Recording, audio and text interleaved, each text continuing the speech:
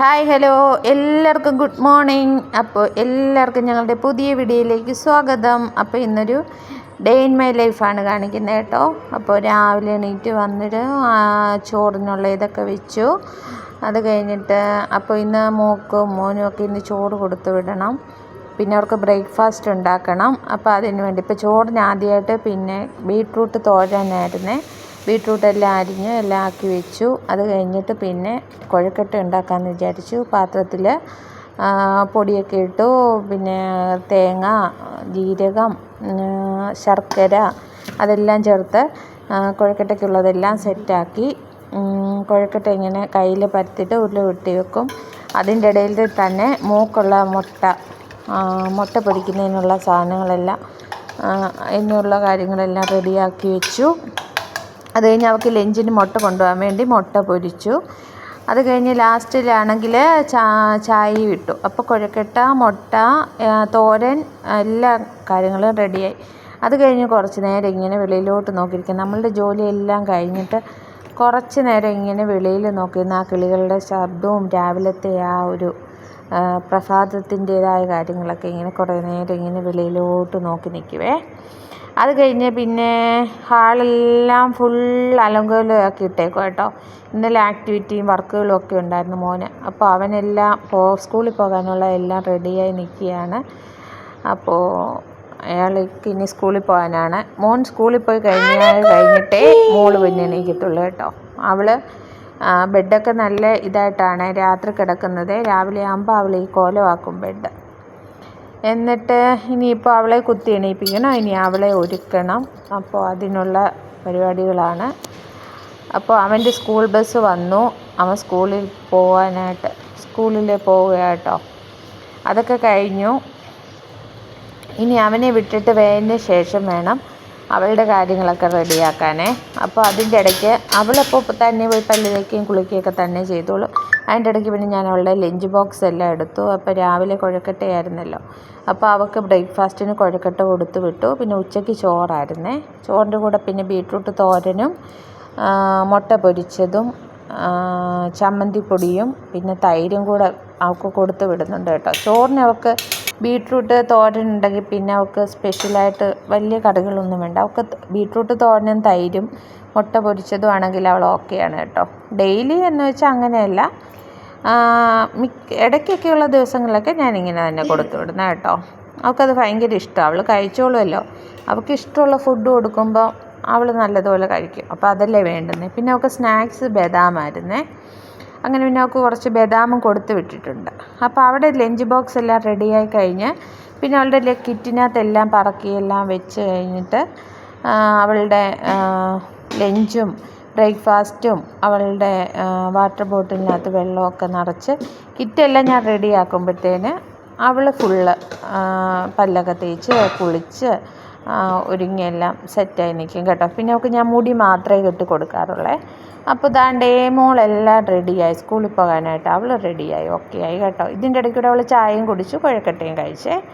അത് കഴിഞ്ഞ് അവൾ സ്കൂളിലോട്ട് പോകാനായിട്ട് ബാഗും കിറ്റും എല്ലാം എടുത്തു. അവൾ ഇറങ്ങി. ഇപ്പോൾ അവളെ കൊച്ചച്ഛനാണ് കൊണ്ടാക്കുന്നത്.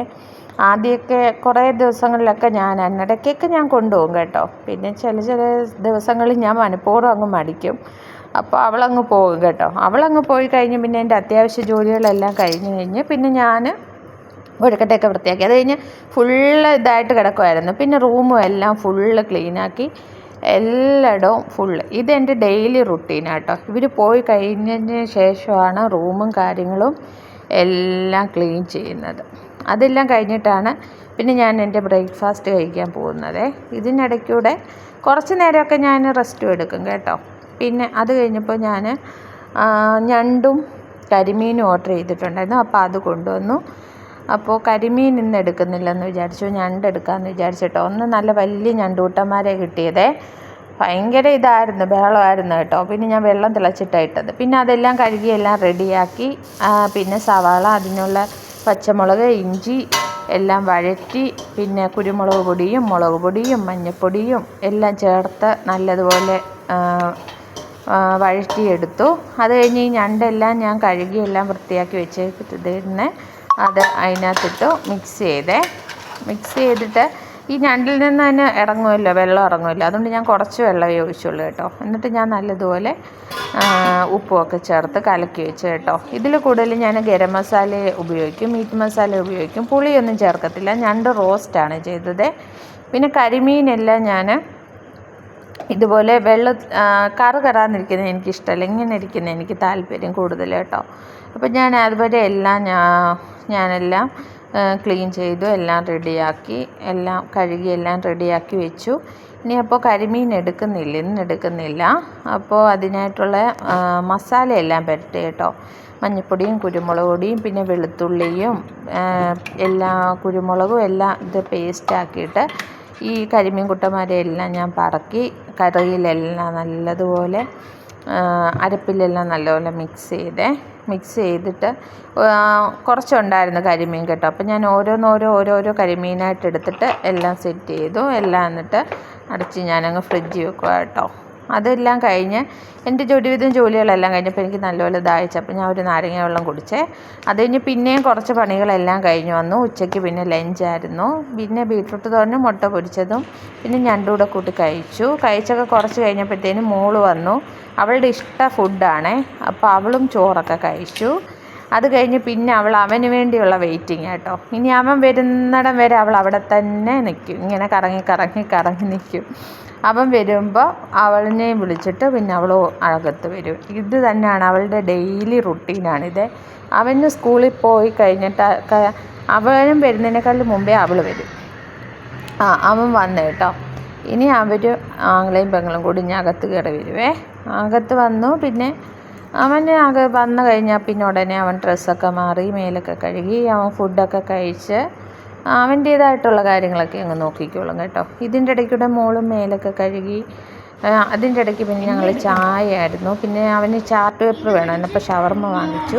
അപ്പോൾ നാളെ ഇതല്ലേ ചിൽഡ്രൻസ് ഡേ അല്ലേ, ഇപ്പം നെഹ്റുജി ക്യാപ്പ് ഉണ്ടാക്കണമെന്ന് പറഞ്ഞു. അങ്ങനെ അവൻ ക്യാപ്പ് ഉണ്ടാക്കി. ഒരെണ്ണം അവൻ തലയിൽ വെച്ചിട്ട് തന്നെയാണ് അവന് സ്കൂളിൽ കൊണ്ടുപോകാനുള്ളത് അവൻ തലയിൽ വെച്ചേക്കുന്നത്.